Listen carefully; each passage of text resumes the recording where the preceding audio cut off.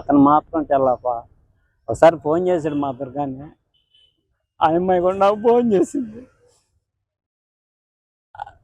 Uncle మీ దుర్గాకి నాకు ఎలాంటి సంబంధం లేదు అని చెప్పి మీ అబ్బాయికి అన్నం మీరు పెట్టుకోండి అని నేను వాడికి చెప్పాను. వాడు రమ్మన్నా ఇంటికాడ ఉంటా అన్నా వాడు వినలేదు. ఆ దుర్గాన్ని ఎవరో కొట్టినట్టున్నారు. ఉరేసినప్పుడు చూస్తే మొహం అంతా అతక్కుపోయి ఉండదు, అంటే ప్రెస్ చేసేస్తున్నారు. ఏదో అది ఇబ్బంది పెట్టినట్టుగా అనిపించింది నాకు చూడడానికి. లెక్క చేసేవాడు కాదు, వాడిని ఇబ్బంది పెట్టున్నారు. అంత అతక పెదాలన్నీ టైప్ ఉన్నాయి, ముక్కులో రక్తం కారుతుంది, ఉమ్ము కారుతుంది, ఇవన్నీ ఉన్నాయి. వాడికి ఏదో చేశారు. సహజ మృతాన్ని మాత్రం కాదు అది.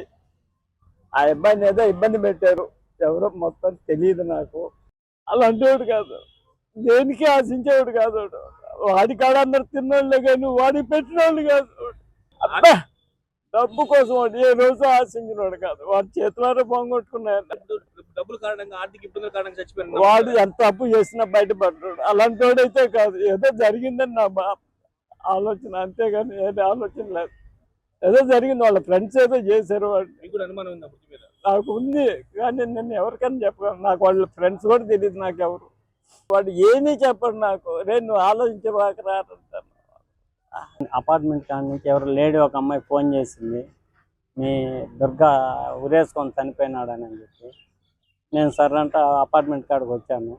ఈలోగా పోలీసులు వాళ్ళ ఫ్రెండ్స్ అందరూ అక్కడ ఉన్నారు. నన్ను తాకనిలేదు, నన్ను దూరంగా ఉండమన్నారు. నేను దూరంగా ఉన్నాను. వాళ్ళందరూ వాళ్ళ ఫ్రెండ్స్ అందరూ వస్తా పోతా ఉన్నారు. నన్ను అడిగితే నాకేం తెలియదు, నన్నే రావద్దన్నాడు. ఎప్పుడు నేను ఆ ఇంటికాడికి రాలేదు, నన్ను రానీడు కూడా రానీడు ఆయన అని చెప్పాను. అదే గారు వాళ్ళ స్నేహితులు ఆరోపించేది ఏంటంటే బిఎంకే అనే ఒక వ్యక్తి 4-5 సార్లు వచ్చి తిరిగి వెళ్ళాడు. బిఎంకే మీద ప్రధానమైన ఆరోపణ ఉంది. ఆయన ఫ్రెండ్ అని తెలుసు నాకు. అక్కడ జరిగిన సన్నివేశాలు నాకేమీ తెలియవు వాస్తవానికి. లోపలికి వస్తున్నాడు, అబ్బాయి లోపల తిరుగుతున్నాడు, వస్తున్నాడు. ఆడేదో తాళం కూడా ఒకటి ఉంది. పోలీసు వాళ్ళు ఉన్నారు అక్కడ. ఆయన పోలీసు ఆయన బయట ఉన్నాడు, నాకు అడ్డంగా ఉన్నాడు. లోపల బాగున్నట్టున్నా అతను లోపల పోయి ఏదో తాళం ఉంటే అది తీసుకొని పోయాడు. ఆయన తిరుగుతూ ఉన్నాడు అక్కడ. ఈ టెక్నో ఒలింపియాడ్, సివోస్పార్క్, మెడిస్పార్క్ వంటి ఆధునిక అకాడమిక్ ప్రోగ్రామ్స్ ద్వారా విద్యార్థుల్లో లాజికల్ థింకింగ్, సైన్స్ అవగాహన మరియు విశ్లేషణాత్మక నైపుణ్యాలను అభివృద్ధి చేస్తూ సిబిఎస్ఈ అండ్ స్టేట్ బోర్డు కరికులంలలో అత్యుత్తమ ఫలితాల సాధనకు దృఢమైన పునాది వేస్తోంది నారాయణ.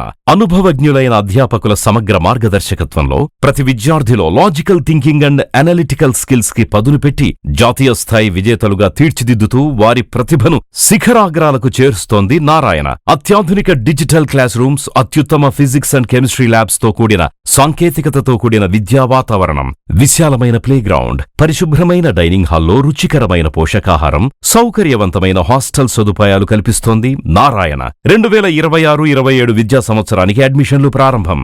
వావిలేటిపాడు, ధనలక్ష్మీపురం, నెల్లూరు.